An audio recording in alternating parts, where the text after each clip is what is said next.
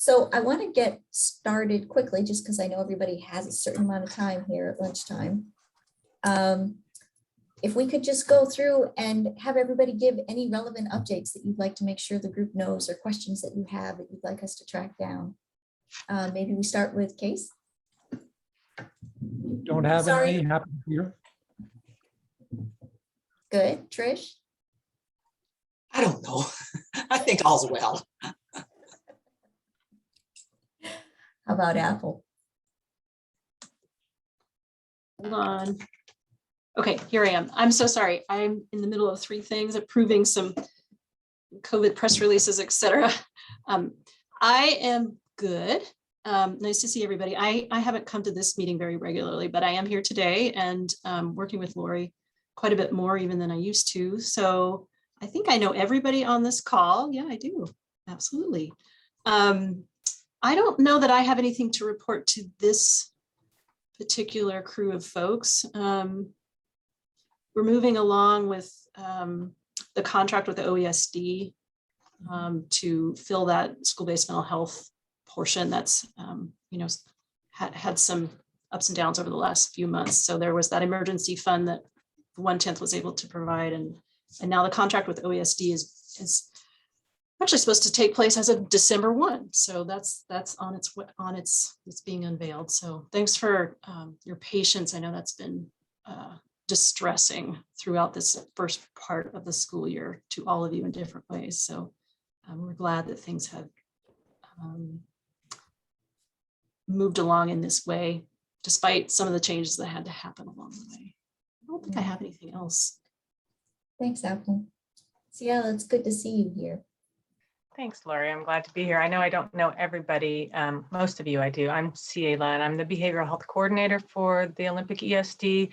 And so for those of you who don't know, I had checked in with Anna earlier in the year when I found out that MCS didn't end up taking the one or getting the 1/10 grant. And so just to find out what was going on. And eventually that came around to asking the ESD if we would take the contract. I'm new to this position as of last year, haven't done a contract before.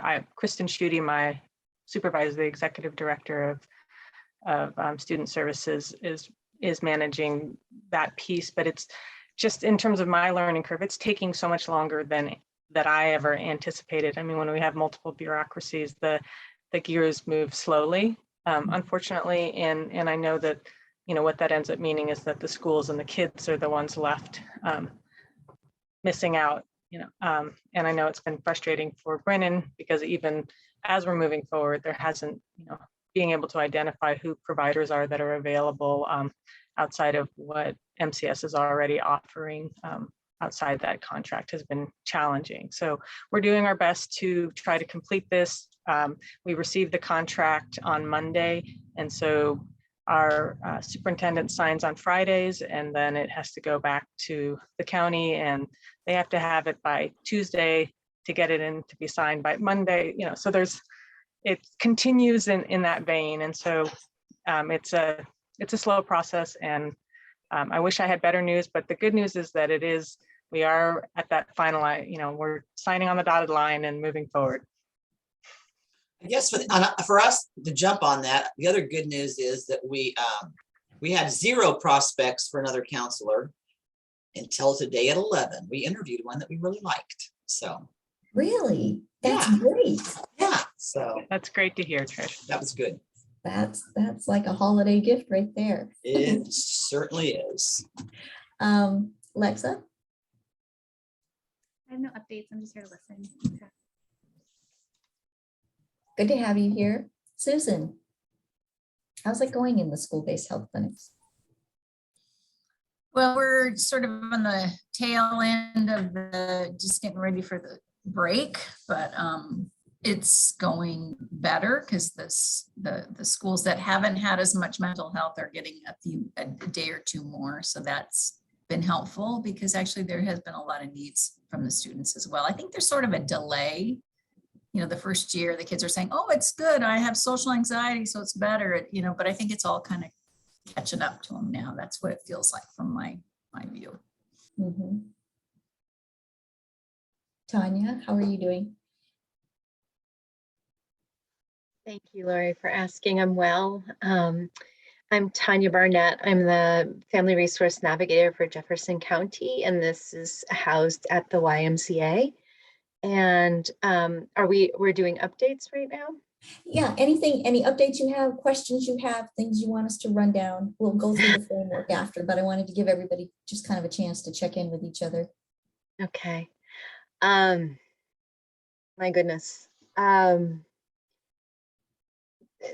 Just lots of different fingers and lots of different pies. So I don't know what I would have to share right now, honestly. And so hopefully as we warm up, other than to say that tomorrow afternoon at 3:30, we'll have our quarterly meetup for this large swath of people that self-identify as youth and family service providers throughout the county. It's hopefully, Keith, I don't know you, so hello. You're perhaps the only one on this call who has not received an invitation for that. But tomorrow's meeting, we'll spend some time with Beulah and folks from Dove House to just get a better sense of navigating services at Dove House. And we're actually going to be changing up the format of those quarterly meetings. Starting in the new year, I'll be co-hosting them with Jen Kingfisher of Jefferson Community Foundation. And we're just sort of bringing all of our quarterly meeting folks together under one roof. And we will have more of a topical focus each meeting rather than focusing on a particular service organization. So that again is 3:30 to 5, and I can maybe just find the Zoom invitation and put that into the chat box. And those meetings are recorded, right? If they are. Somebody wasn't able to make it, okay. Because I know I won't be able to make it tomorrow, but I'll be happy to watch the meeting because that's an interesting group of folks you've got presenting there. Thank you. And see, you did have a lot to say. Ann Coleman, we're just introducing and giving any updates or asking any questions that you might have of this group before we jump into looking at the framework and what we've been able to do. All right, great, thank you.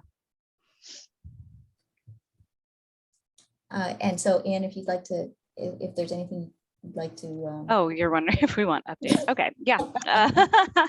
Well, we don't have a ton of updates from the Jefferson healthcare perspective, except that we are meeting actually right after this meeting to talk about what we're doing sort of hospital wide in terms of adolescent suicide efforts to try to coordinate across departments. So we will probably have more updates after that conversation. You know, I'm just going to ask a question that isn't particularly adolescent suicide focused, but this is youth group. And I remember, I think I was watching a county meeting where they were okaying some funding for childcare services, and somehow it was connected to the hospital. And if anybody has any clarifying information beyond that little muddle of words I just gave you, I'd welcome it.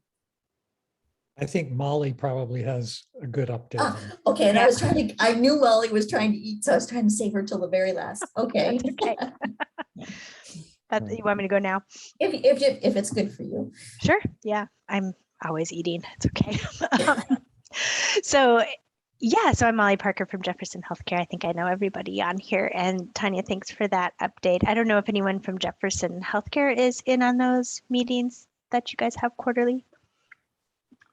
Who is it?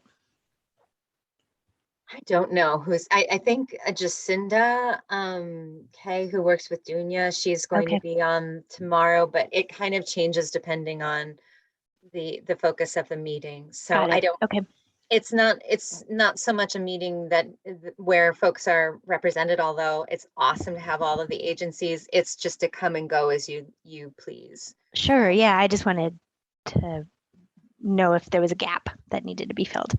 So it sounds like not.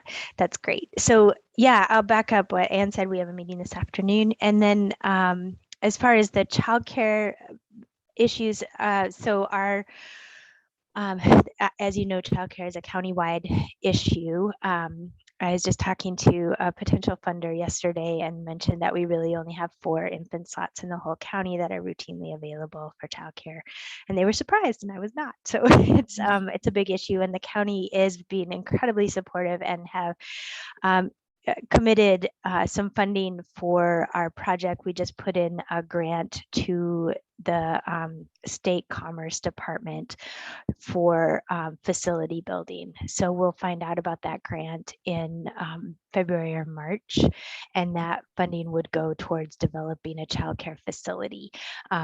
We will still need an operator for that facility, so we're also working on an RFP that will go out asking for operators who might be available. But the county provided a lot of our matching funds for the grant that we asked for, so I think that's what you were hearing. I don't know in what ways this group could be supportive of that, but I'm sure as a key thing that we're trying to get done in this community, if there's something there that you discovered, please let us know. Yeah, that's a great idea. I think the RFP will want to just spread far and wide to see, who out there might be interested in operating a childcare. So you all have connections probably in that world in some way or another. So I'll try to keep you posted on that. But yeah, any other ideas we're happy to have. And then Jen Kingfisher is also going to be putting together a convening of some of the key players in the childcare world in our county as well to do, the hospital isn't a childcare provider, and it's not our intention at all to take over that problem. It really is just a problem for our patients, and for early life, having a high quality childcare makes a big difference in somebody's health down the road. So that's our interest in it, and also for our employees, because we're losing employees to lack of childcare. So we have a lot of reasons to be at the table, but we certainly don't need to drive the table. And so Jen Kingfisher is putting together that group to get more input and coordination between childcare providers so that they can support each other and we can figure out how to fill gaps that are out there. So that'll probably be coming in January as well. Thanks. Okay, well, there's lots of good stuff happening out there. And just briefly, if I might, Tanya, I'm Case Kolf. I'm a retired pediatrician, and I'm on the board of the public hospital district here and on the Board of Health. With that, is everybody good to start looking, just quickly review the strategic framework and give any updates? Or, okay, let me pull that up.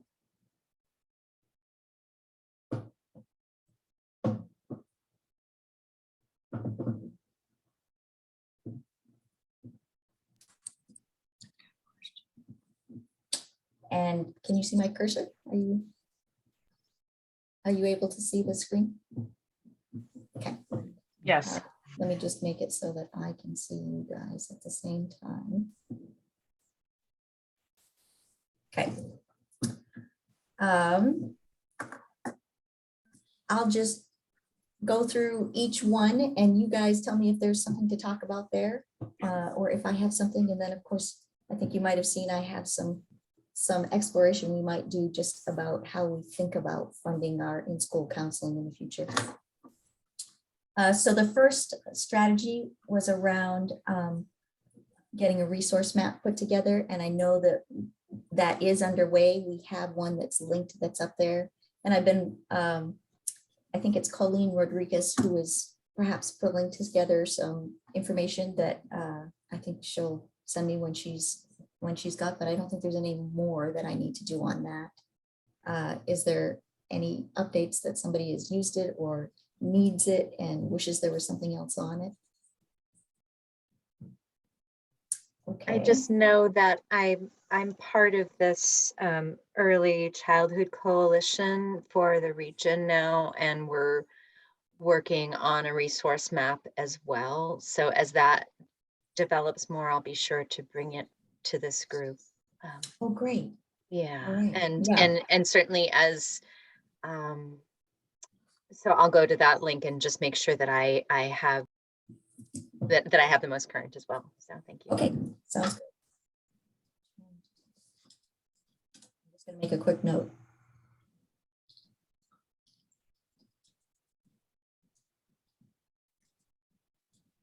What was the name of the group? It's the Peninsula's Early Childhood Coalition. And it consists of public health from Kitsap, Clallam, and Jefferson. And it's folks like First Step Family Support Services and myself, and then a whole bunch of early learning coalition folks. So. Oh, good. Well, that sounds like a great table to be at. Probably Yeah. get a lot of insight there. Susan?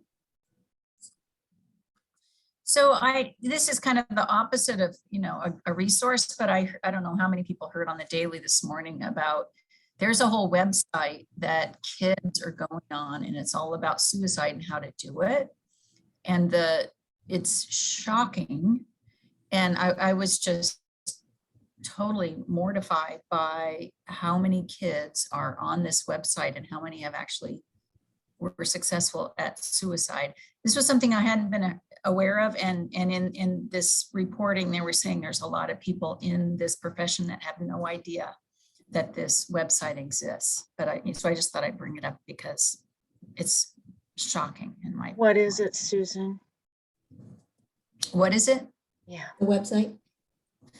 A good question.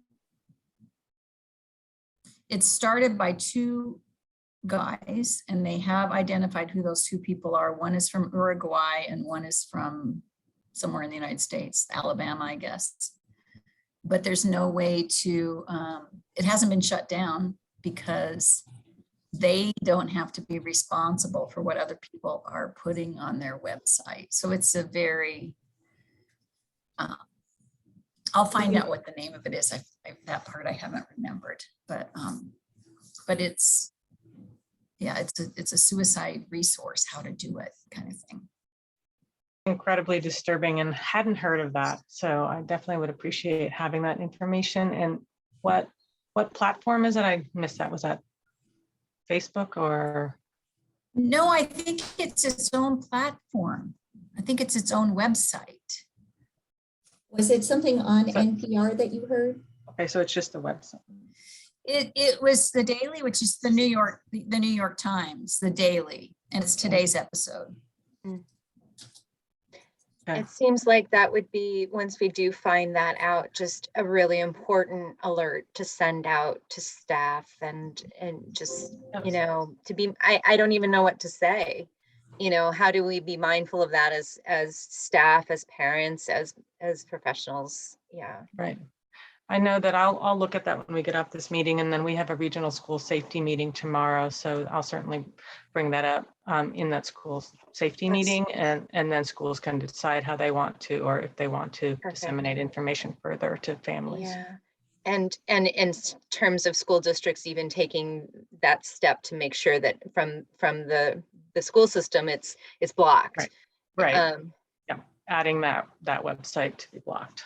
Okay. Apple?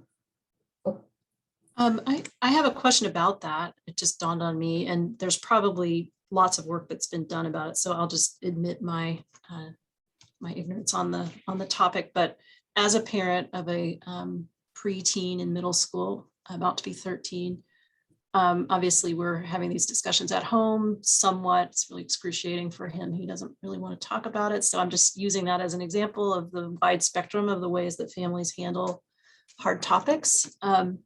But in talking about a website like that and seeing on this roundtable that even those of us in this work are alarmed, well, not that we're alarmed, more that we didn't know it existed, is just, a barometer of how much goes on.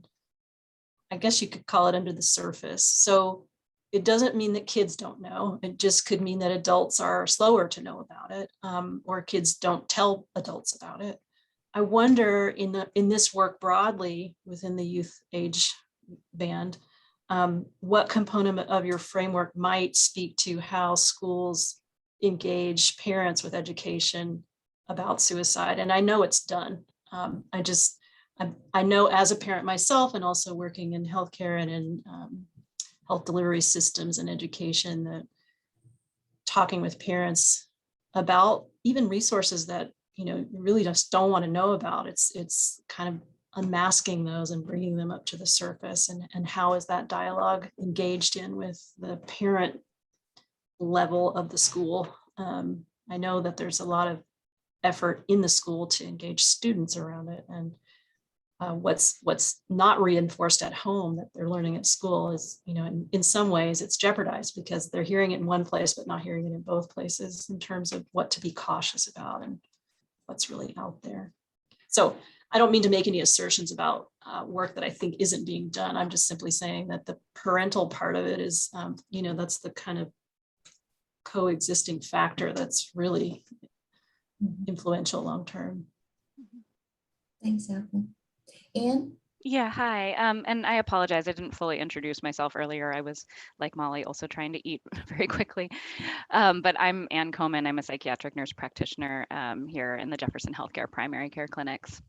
And thank you for bringing up that website. And I think if we kind of zoom out a little bit, I think we all have probably heard about various resources on the internet that teens and really all age kids are able to access, that provide information that is potentially dangerous for them, whether it be about suicide or drug use or eating disorders or anything. It really can run the gamut. And one of the things that I'm most excited about with this work that we're doing here is, hopefully continuing to move towards helping teens to identify other teens who are struggling, no matter what it is that they're struggling with, and then also helping the parents and community members to identify those teens and then be able to steer them in the right direction of support. So rather than getting stuck in the nuances of which websites are most popular right now, I think it's important for all of us to take this information and use it as a sign that there are so many websites out there that kids can access, and we just need to be educating them about what to do next. So I'm glad we're all still working on this and pushing forward. Mm-hmm. Yes, and I think some of the work that folks were doing around getting education, both in the school around suicide for school staff, adults, parents, and for the kids, I think that might be a place where we're going to see some progress on that front. Anything else on that topic before I move on? Thank you, Susan. I appreciate you bringing that up. Around the developing a method to communicate youth-related community efforts, sort of is an interesting combination here. Is there anything more that somebody would like to report or would like to add to this topic on our framework? Just to add that that Dr. Murphy added the link to the New York Times article on that website. Thank you, Lexa. Thank you. All right, moving then on to the next page of this. Then there was supporting and augmenting the ongoing effort to develop the family navigation in our community. So we know that it's happening here in this meeting. Is there anything else that comes to mind that we'll perceive we should be doing in this interim period while we're waiting for the CHIP gestation to complete?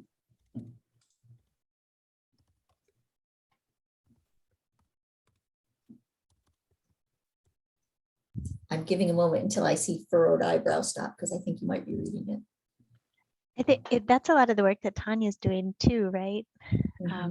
So yeah, we really appreciate that work that you're doing. And it sounds like that meeting, that the quarterly meeting might be playing a role in that as well, if I'm understanding that correctly. Sincerely hope so, just in terms of us knowing one another. And I'm doing some very practical outreach. I mean, the whole year has been filled with very practical outreach and just trying to figure out how to focus and where to show up. And now that the Mountain View pool is open again and that we're operating it as the Y, I will have a more predictable presence there with predictable hours and access to things like diapers and food and just things that folks might need, kind of putting myself in the position of just helping to facilitate a family resource exchange. And so part of that exchange wouldn't just be the concrete items, it would be the information exchange. So please know that on a at least twice a week basis that I will have my little presence there. We're hopefully going to do, the Y is hopefully going to start hosting a family swim every Friday night. Don't get that out too broadly yet, but when that happens, I will definitely be at that station. So you can just see me as an information point, at least at that point in time, for families who are kind of coming and going. But yeah. Apple? Hey, Tanya, I wondered, I'm not very familiar with this, though it is happening under our roof, that maybe Yes. you could say a little more. Can you talk about the first 5 fundamentals and the DCYF? It was like a family and community outreach lead. Were you sharing that with Karen Obermeyer? Yes, that's right. And the group that I referred to earlier on, that's the name that we've taken on. I see. For that umbrella group. So again, that's a region-wide. The focus is really 0 to 5, but PS children grow. And so it is introducing those protective factors at the earliest age possible and then onward. So yeah, thank you for bringing in the protective factors though, Apple, because my mind doesn't always go there immediately. So thank you. Yeah. Yeah, I figured when you mentioned the regional concept that it might be this very thing with the first 5 fundamentals. So I just was trying to test my own knowledge of things that are going on. There's a lot going on. So. And there is, and this has been a coalition of people who have come together under first 5, but also Help Me Grow Washington, and then other avenues as well. So it's been very confusing, the entire process, but I think we as a coalition are starting to coalesce a bit more. So 0 to 5, early childhood protective factors. Thanks. On to bringing ESD in to help assess the Jefferson specific action plan to reduce youth suicide. Cielo, is there anything you wanted to tell us or that we could be supportive in? I don't have a lot to add to this right now. Just to clarify that I did provide the faculty training in Quilcene, and that was on November 3rd for the signs and symptoms, warning signs, and what to do. And then I want to reach back out to the school districts. So initially it was the Empowered Teens Coalition, Denise, who reached out and commissioned one of the commissioners. And then I had provided some documentation that they shared with them about different programs that are out there in terms of curriculum for youth around suicide prevention. All of those require some level of cost and also time in classrooms, except for one that's a peer-to-peer with peer-to-peer leadership, and that sources of strength, and it's very expensive. And so, what I want to do is come back to the school districts and find out where they're at in terms of availability and what we can really implement, if anything, in this year, this school year, or if we're looking further out. And it may not be something that was on any of those, it may not be on that list that I initially provided. It may be something more just a training or educational piece that's provided. So it really depends on what the school districts want and have capacity for. It would be great, even if you've got, so there's the school capacity and then there's the funding capacity. So if you guys have programs, but they're expensive programs, but they might be good, and it seems like the school has capacity for them, I hope you feel comfortable coming back to this group so that we might brainstorm a little bit how we could come up with that funding. Recognizing it might not happen this school year, but in future school years. Just Absolutely, yes. I appreciate that. Thank you. Yeah. All right, moving on quickly. Anything else on that topic before I move on? Okay, this approach that we wanted to develop to get insight from kids on how best to reach them.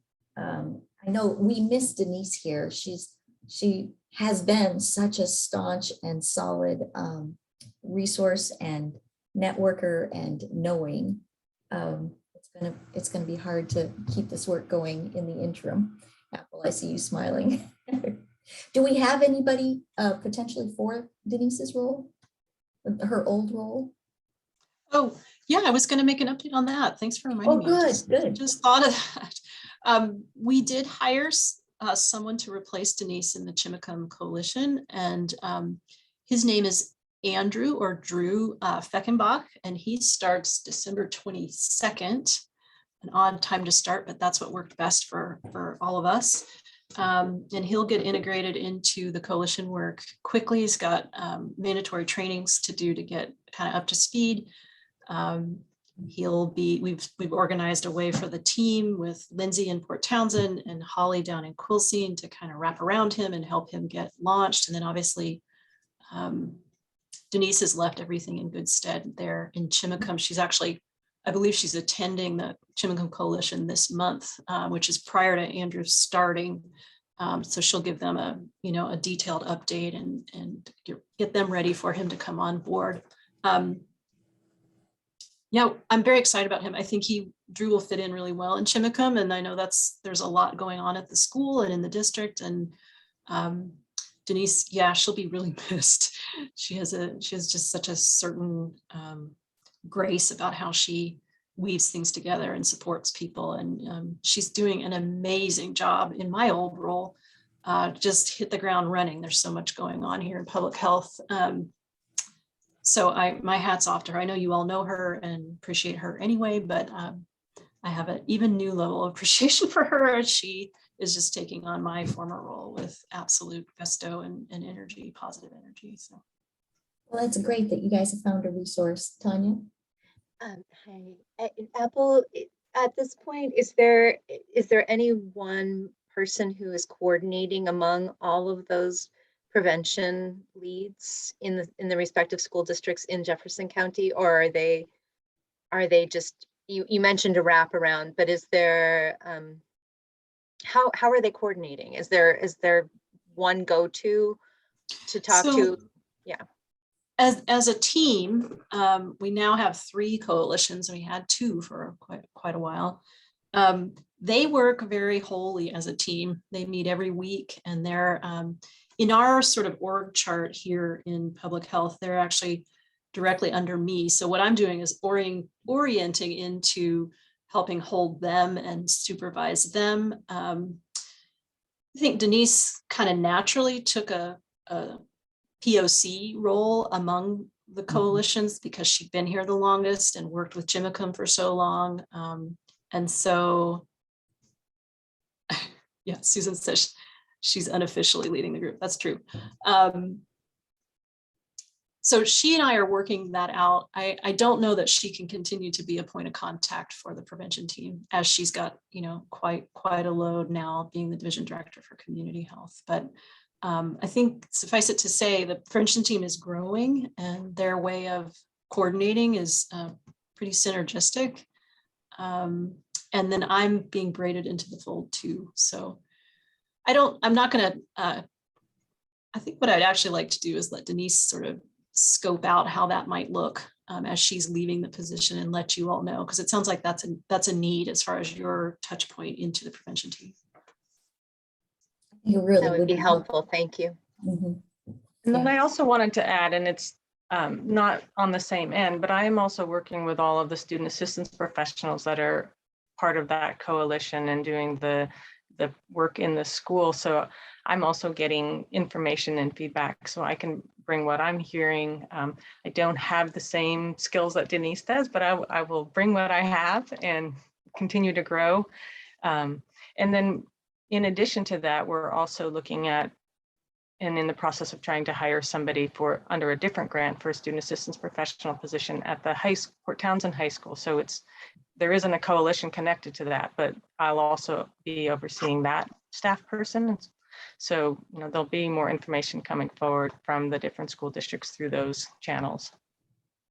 It's great that you're in this role, Cielo, because you'll be able to help at least do some wraparound between what's happening in the coalition and the new student assistant that comes in at PT. Really, we're so lucky you're here. I'm glad you're at this meeting too. Thank you. Yeah, so that student assistance professional in PT would not be connected with Lindsay, or how does that work? So the one at our SAP at Blue Heron is under that same contract, the CPWI contract. It's a different contract, different funding source for the one at the high school. Yeah. Thank you. That's good to know. Okay. Ciela, doesn't that still, I mean, that still has a lot to do with what Lindsay is sort of coordinating and prevention. Absolutely. It's still intervention prevention work around substance use and also supporting behavioral health. So it's the same work. It's just not the same grant. So there isn't a coalition connected or tied to it. We may want to invite them to come to some of those coalition meetings, but it doesn't have the same requirement or the different parameters for the funding. But thank you for clarifying that, Susan. We'll take any assistance we can get. Okay, so moving on to this developing an approach to create safe spaces for kids. Before I start chatting about that, is there anybody else who had something they wanted to update on that particular topic? Okay, so what I wanted to ask you folks, John Nowak has this idea that he would like to go to the Fort Worden board, and I want to say maybe it's called the Parks Development Board, and advocate that in the new version of whatever Fort Worden is becoming, that they have a space for kids there. And just to start it, before he starts exploring it, he wanted to get sort of an endorsement from you guys that you're okay if he starts to go off and do that, because he recognizes he's not in the CHIP role, but he is a community member and he has a lot of network and contacts. And I think John Morrow and he probably could put their heads together and come up with something interesting there that would move it along a lot faster than any of us in this group could make that happen. So how do you guys feel about him exploring that with the board? Okay, thumbs up or thumbs down?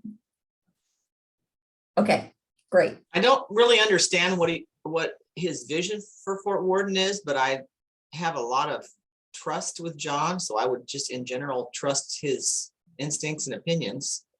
Well, good. And For case. Yeah.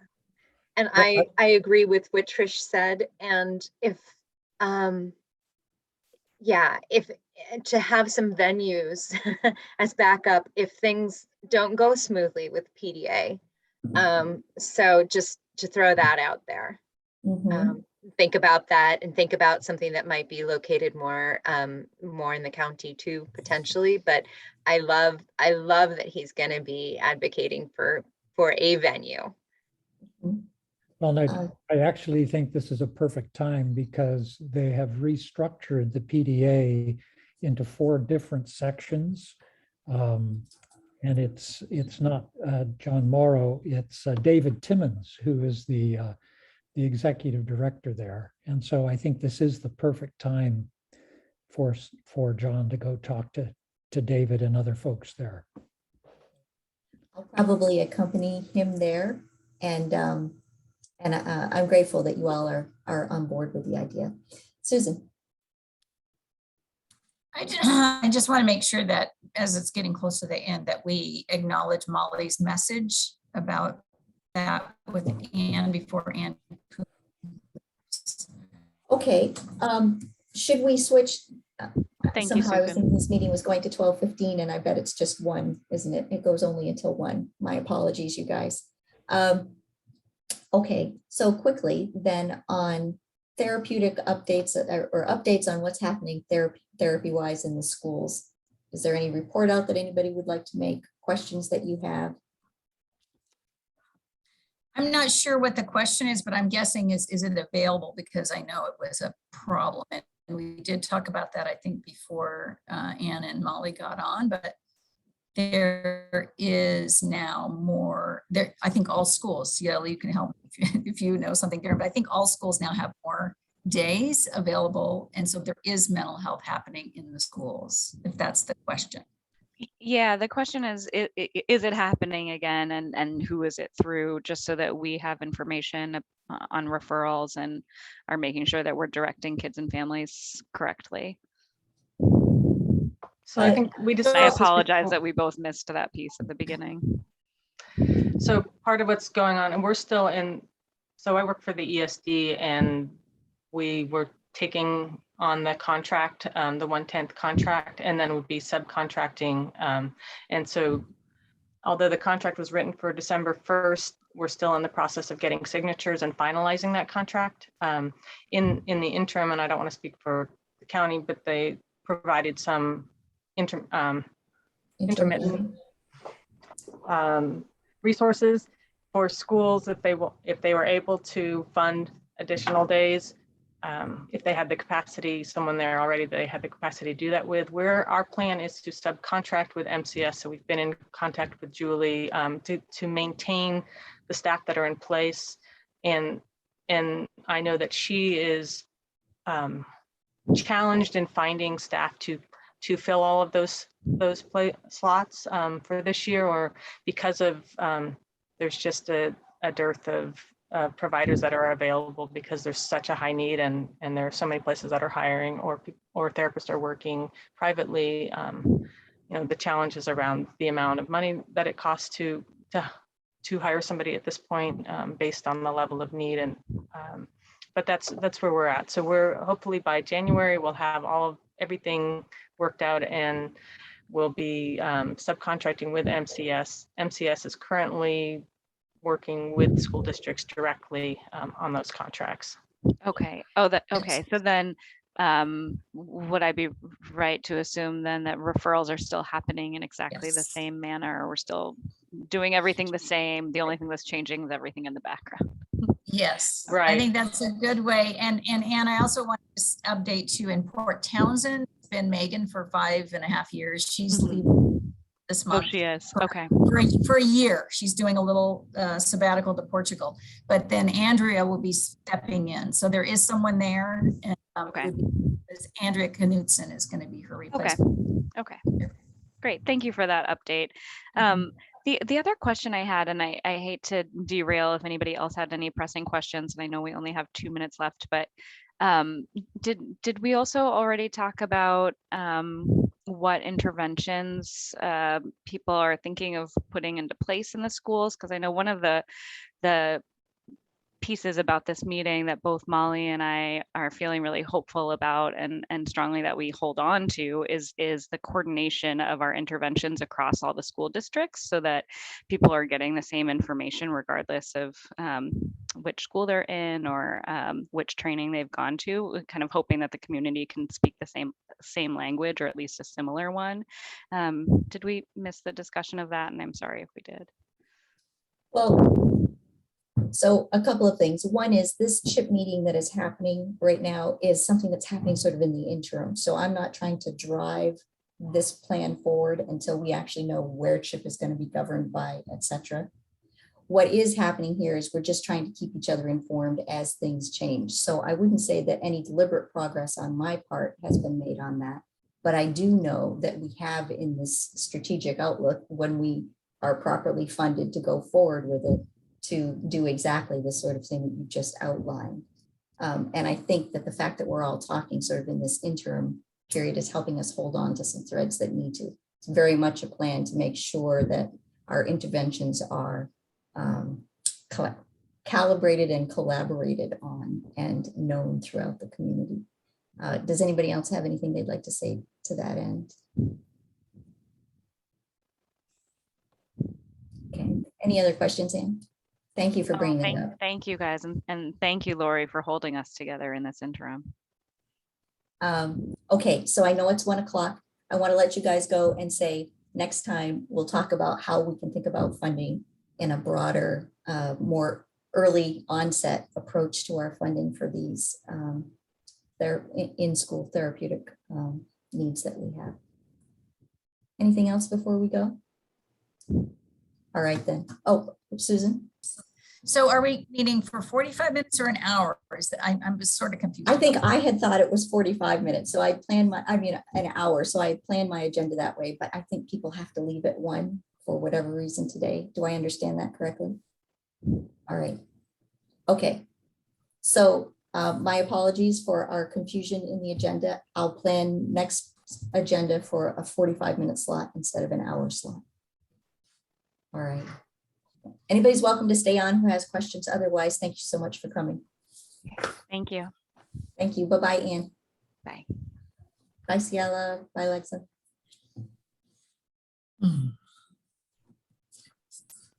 Lori, I'd love to stay on for a minute and just get a better understanding of how this all interweaves. I kind of jumped into the YAB.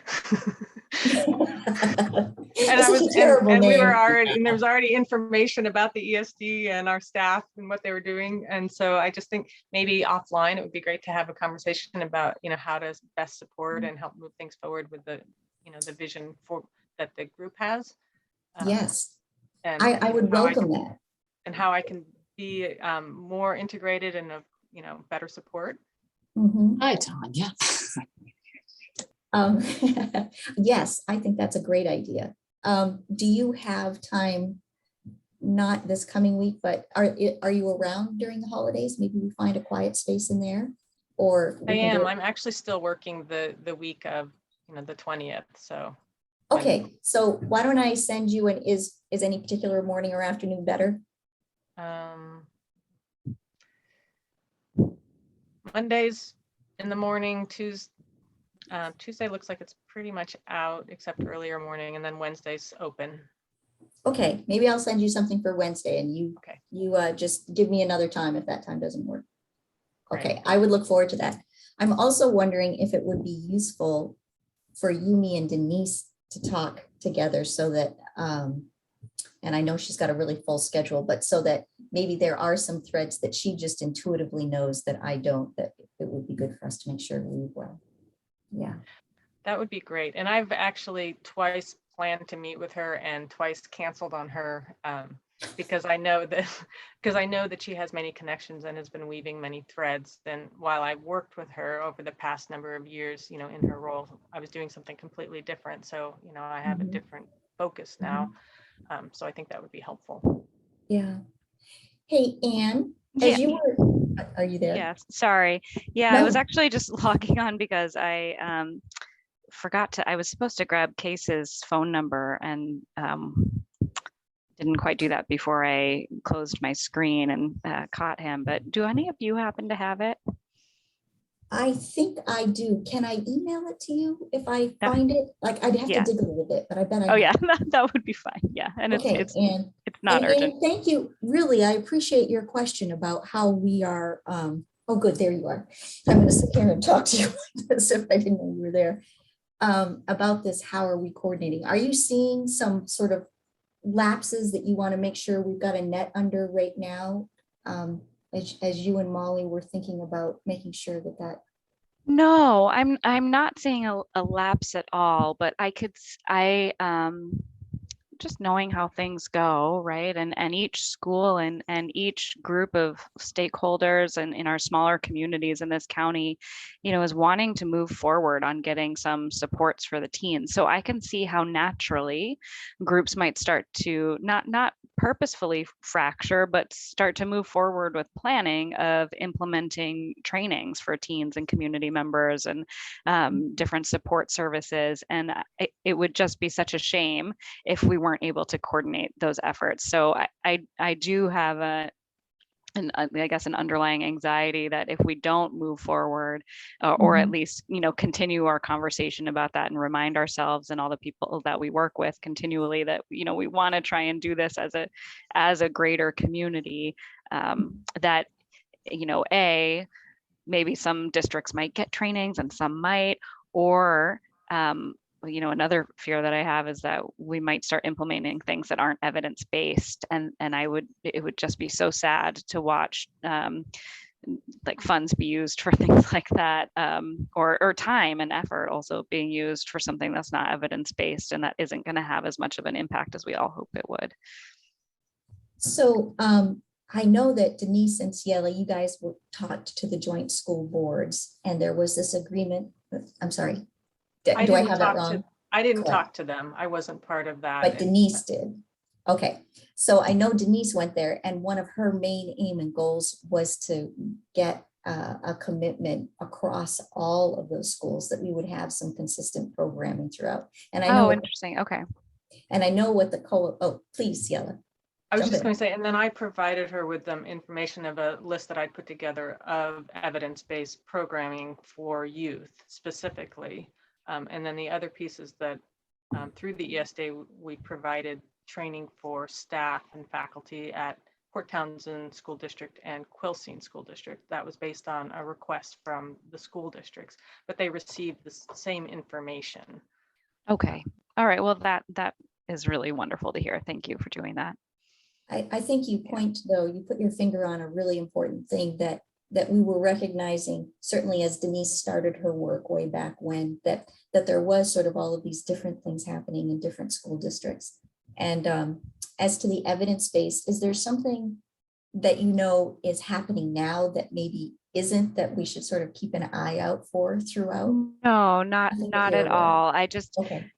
I just know that there's a human tendency to want to move ahead, and sometimes that ends up meaning moving ahead with things that maybe are the easiest to grasp a hold of, or the most inexpensive, which I certainly understand from the perspective of stretched school districts. But again, knowing that everyone is so stressed, I really want to advocate for the schools getting the most out of this training that they can, and our community getting the most out of it that we can.